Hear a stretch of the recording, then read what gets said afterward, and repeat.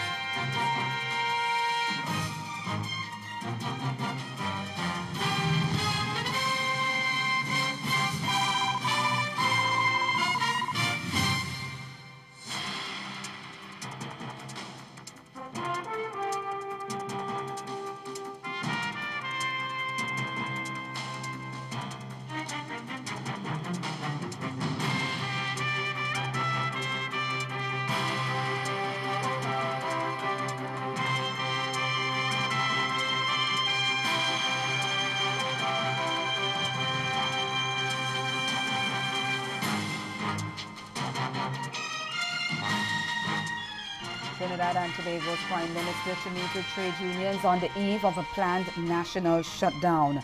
That's our top story in Caribbean Newsline for Wednesday, September 5th. From the CMC News Center in Bridgetown, I'm Nicole Best. Good evening. Prime Minister Dr. Keith Rowley has agreed to meet with trade union leaders on the eve of a planned union, that's a plan by the unions to call out workers all across Trinidad and Tobago on Friday. The meeting is scheduled for Thursday afternoon, and Labour leaders will try to convince the Prime Minister to scrap the plan to close the refinery at the state-owned oil company Petro-Trin. Speaking at a public meeting of his People's National Movement in Marabella on Tuesday night, Rowley confirmed the planned talks, which he said were being held at the union's request. He said he was curious to hear what the union leaders would tell him, as he noted that the Petro-Trin decision was not made overnight and had come after a year and a half of analysis. The Prime Minister insisted that he was not in any fight with anybody, and the two sides needed to see eye to eye and understand they were all trying to get to the same place. Well, if the unions don't get what they want, they will go ahead with the planned strike, or what they refer to as a day of rest and reflection. And they're cautioning government not to try to stop workers from participating. In fact, President of the Public Services Association, Watson Duke, has sent a warning to Public Administration Minister Marlene MacDonald, who earlier this week discouraged citizens from striking. I want to say to Marlene, if you disregard the law and you want to play your henchman for your boss, Rowley, you will have something coming at you. And according to President of the Public Services Association, Watson Duke, there's a strong possibility that could be legal action. On Monday, Minister of Public Administration Marlene MacDonald issued a statement to public servants to discourage government service employees from participating in the union's day of rest and reflection. The minister reminded workers of the consequences for staying off work, including fines and imprisonment. But the man who represents public servants on the Labour front says there are laws that protect workers. Under Section 85 of the Civil Service Regulations, all officers, public officers, police, prisons, etc., civil servants, they are entitled, they have a right to 14 days sick leave. And he says Section 14 of the Minimum Wages Act also provides the same. But Duke's not taking the minister's advice too lightly. In fact, he's willing to intensify the labour battle and take it one step further. We will utilize Section 42 of the Industrial Relations Act that has never, ever been used before in a manner for us to bring you before the court and any single one who would have followed your devilish idea. Section 42 of the Industrial Relations Act speaks to the victimization of workers for engaging in trade union activities. But Duke says he's hoping to keep the war on the streets.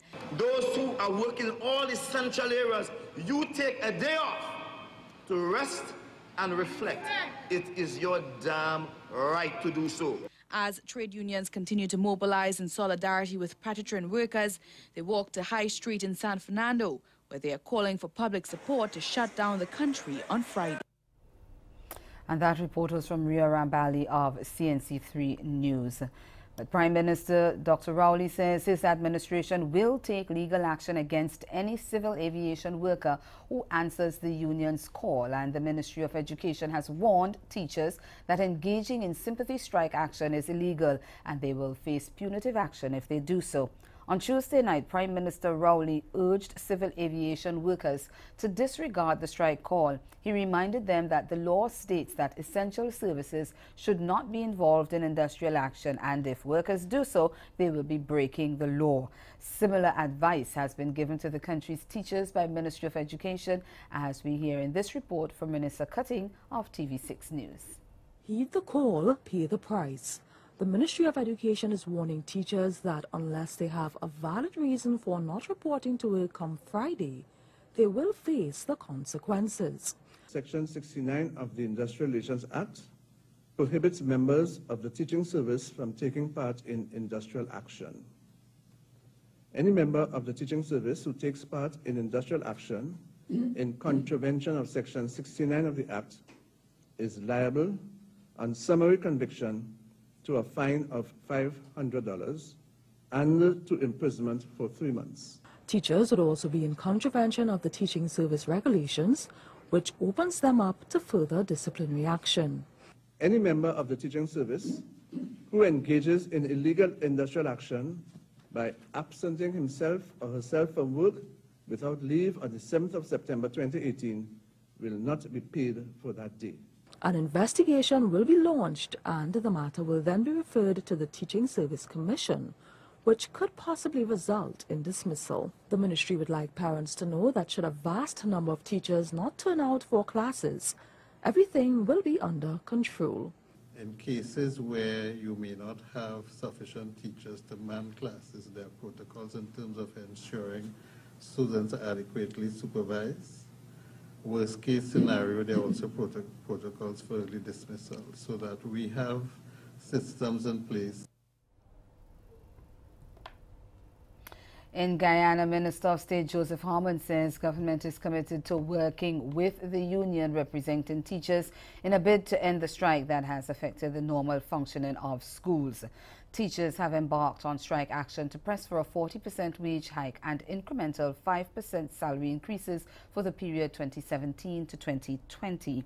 The David Granger government is offering $700 million Guyana dollars to cover across-the-board increases and $200 million for debunching. Harmon says the teacher's place is in the classroom and government will have to work with the union to find common ground to get the educators back where they belong. He said there were no benefits to be gained from arguing in the streets and the parties had to speak to and not at each other. The Ministry of Education has employed some retired and student teachers to fill the void caused by the industrial action. But Vice President of the Guyana Teachers Association, Leslyn Collins, says teachers have abandoned their classrooms and he's predicting that many more schools will be closed in the coming days. Meanwhile, the union and the Education Ministry are not in agreement on how many teachers are participating in the strike.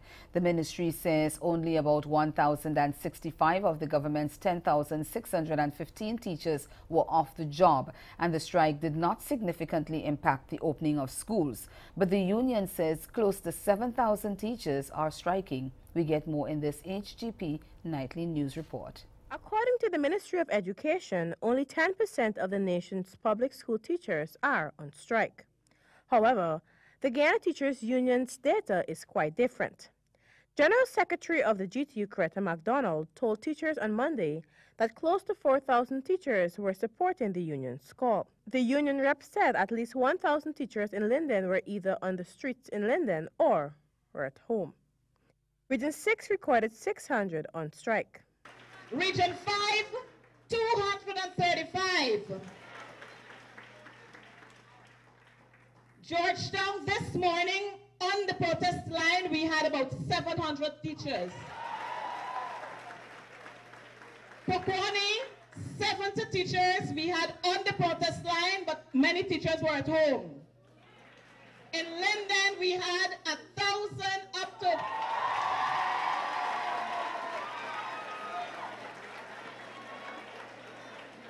Up to about 11:30 this morning, that was the count. But I'm being told that the numbers would have risen. In Bartica, I think out of 150 teachers, we had 75 teachers on the protest line. Region 9, and this is coming from the Lethem area, we had 100 teachers in support. Region 3, and this is not updated reports, 400 Sister Samantha sent to me a long time ago. On the East Coast, we had 300, Region 5, 230, and on the Essequibo Coast, we had approximately 150 teachers. Senior official of the Ministry of Education, Marcia Paddy, during an emergency press conference on Monday evening said, of the 1,000 public schools, only 34 were closed. Minister of Education Nicolette Henry said the ministry gathered information from the various regional education departments. Based on the information that is available to us by school, we would have had a report from all of the regional education officers as to which schools were affected and what percentage of the teachers would have been absent. So we're going to use that information for staffing purposes. In Georgetown, several schools were closed while students lingered around. Some teachers even told parents on Monday not to send their children to school unless the strike concludes. And still to come in Caribbean Newsline, Florence intensifies to a Category 4 hurricane as it heads towards Bermuda. Stay with us. There's more news after the break.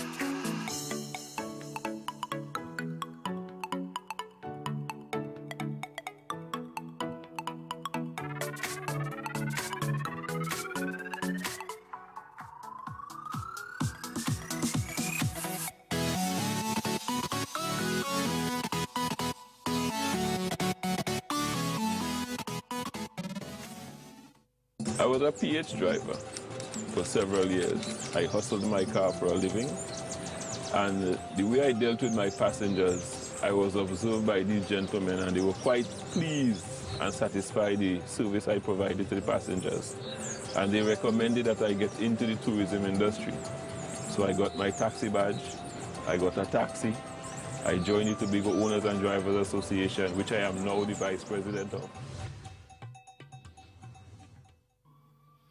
I could work as hard and eat as much as a man when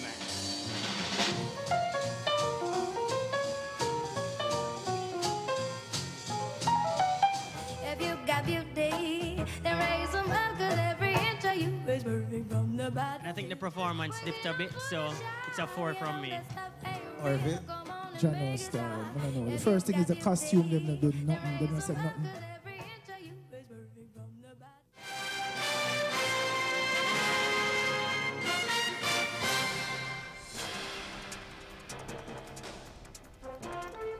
Hurricane Florence strengthens to a Category 4 storm as it heads towards Bermuda.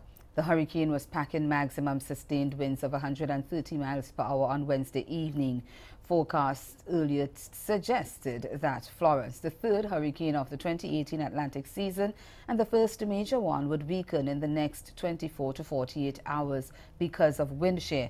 But the Miami-based National Hurricane Center said the storm is expected to remain a strong hurricane through early next week. At 6 p.m. local time, Florence was 1,295 miles southeast of Bermuda, moving northwest at 13 miles per hour. Its nearest point of approach to Bermuda within the next 72 hours is forecast to be 609 miles to the east-southeast on Saturday.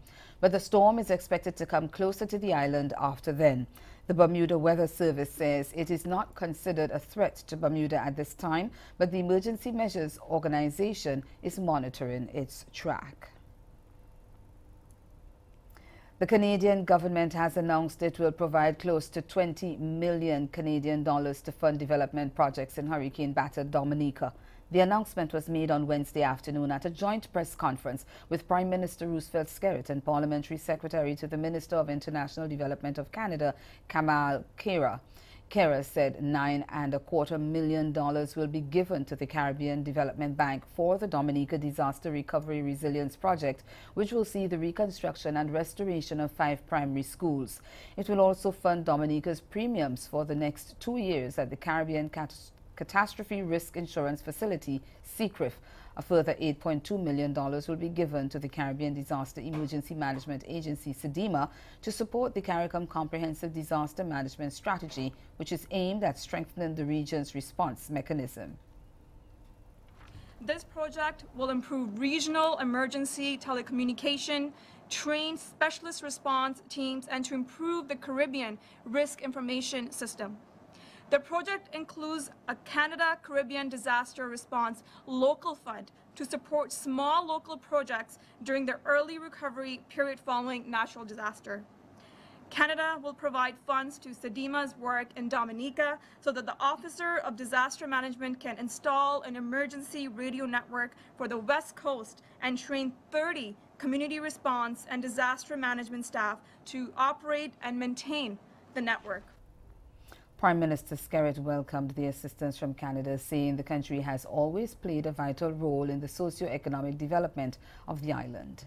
In the design of these new schools, the Canadian and the World Bank authorities have taken on board the express position of the government of Dominica to build back and to build with greater resilience. So the schools will be designed, taking the resilience concept into consideration and applying the technology to the architectural and engineering designs so that our schools can withstand these weather events.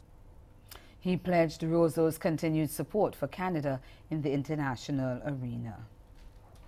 And this week in Newsline Business, we look at the region's efforts to implement the CARICOM Simple Market and Economy arrangements.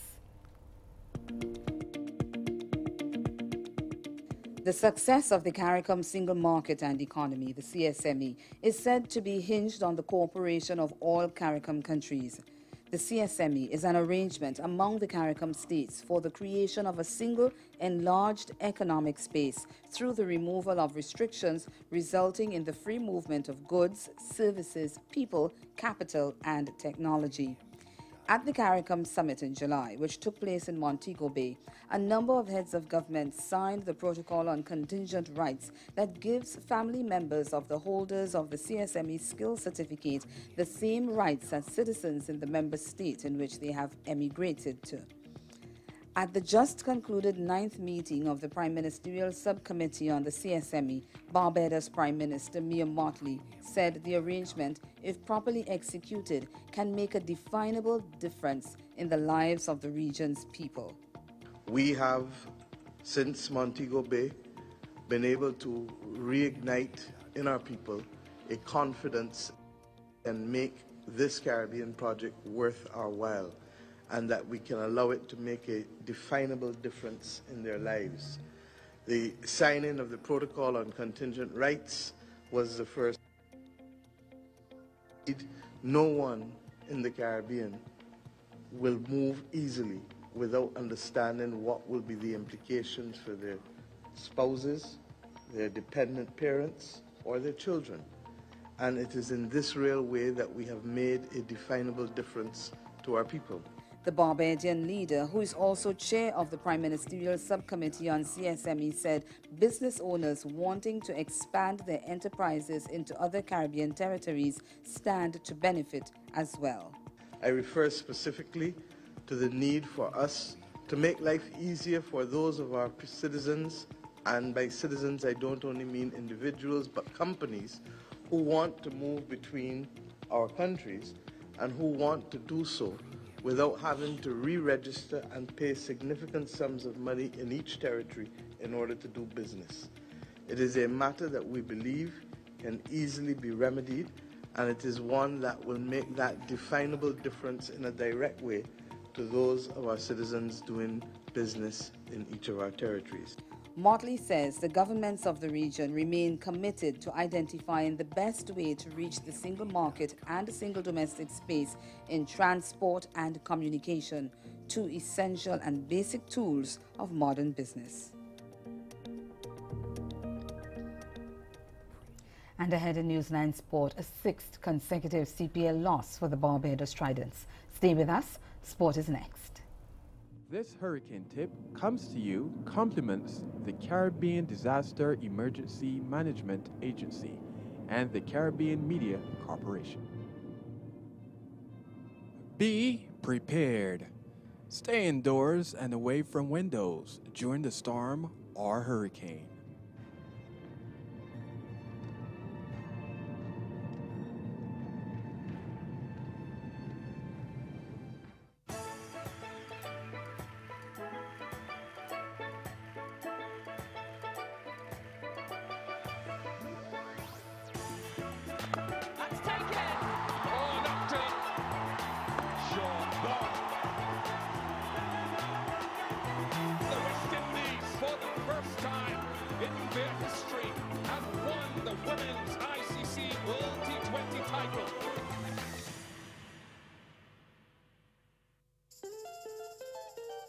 Dominica's World Creole Music Festival in 2018, October 26, 27, 28 at the Windsor Park Stadium in the capital city, Roseau. 3 nights, over 8 genres, 40 years of independence, one location, Dominica, the 20th edition of Dominica's World Creole Music Festival. For more information, like our Facebook page, Dominica Festivals. Visit our website, www.dominicafestivals.com for all travel, accommodation, and ticketing details. My love, my home, my Dominica. Building a resilient nation. See you there! Proudly sponsored by the Government of Dominica and Discover Dominica Authority.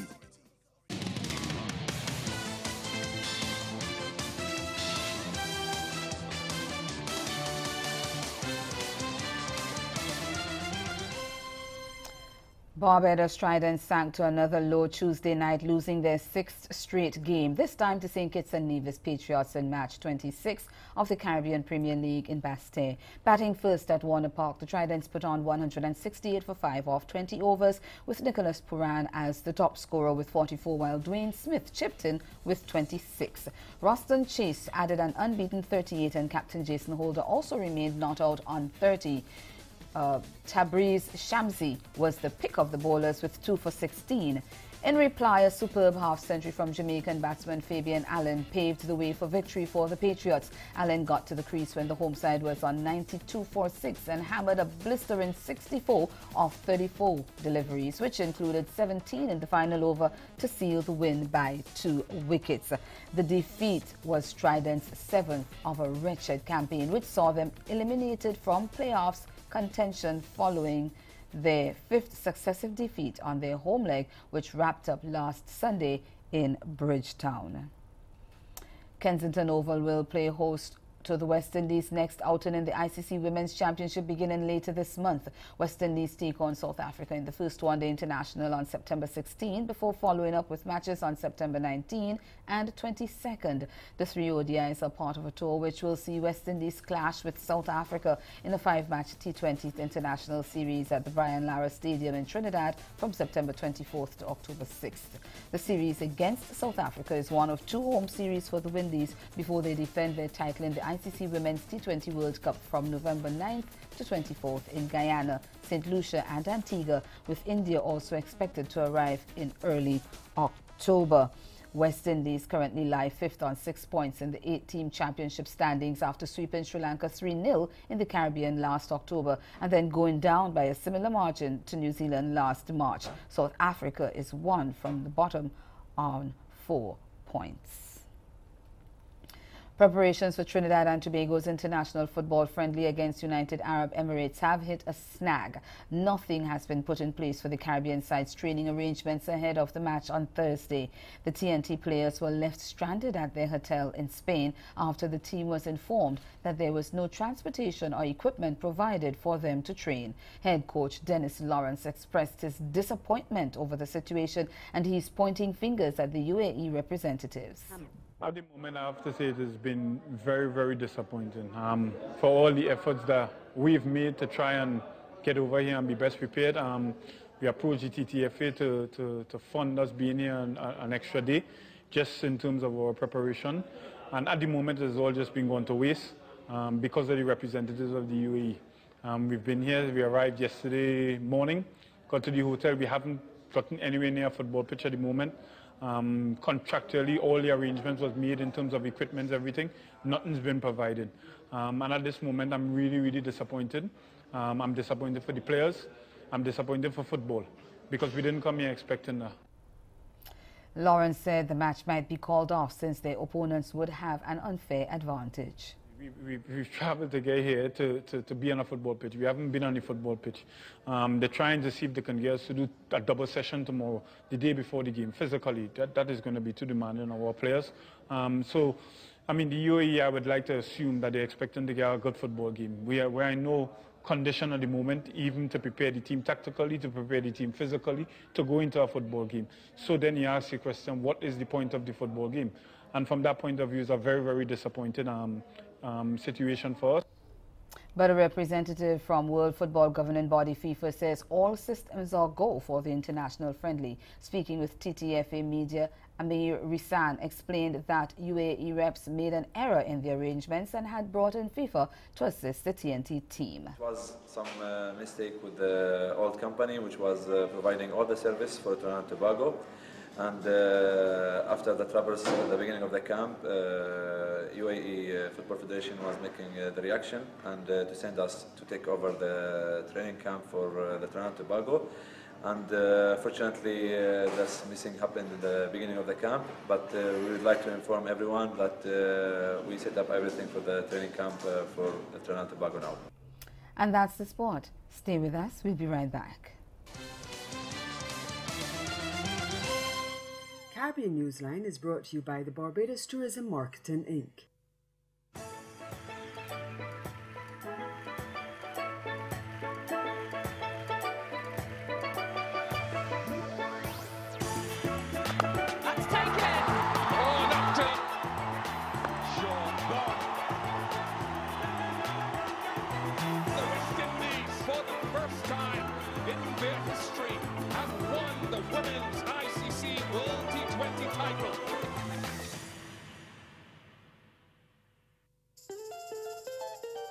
Dominica's World Creole Music Festival in 2018, October 26, 27, 28 at the Windsor Park Stadium in the capital city, Roseau. 3 nights, over 8 genres, 40 years of independence, 1 location, Dominica, the 20th edition of Dominica's World Creole Music Festival. For more information, like our Facebook page, Dominica Festivals. Visit our website, www.dominicafestivals.com for all travel, accommodation, and ticketing details. My love, my home, my Dominica. Building a resilient nation. See you there! Proudly sponsored by the Government of Dominica and Discover Dominica Authority. Coming to New Jersey, the official national soccer team of Jamaica will face the national team of Ecuador. September 7th, 8 p.m. at the Red Bull Arena. Jamaica versus Ecuador with all their stars. Tickets on sale now at Ticketmaster.com or at the stadium and at a Delgado travel agency near you. Free admission for children under 10. Restrictions apply. Jamaica versus Ecuador. Brought to you by SPD Sports. Don't miss this exciting match.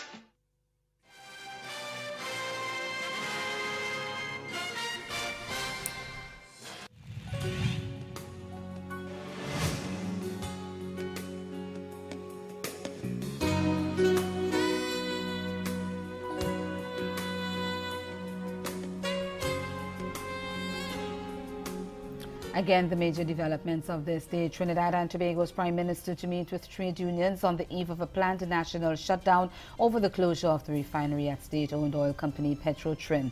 And in sport, Barbados Trident sink to another low, losing their 6th straight game in the Caribbean Premier League.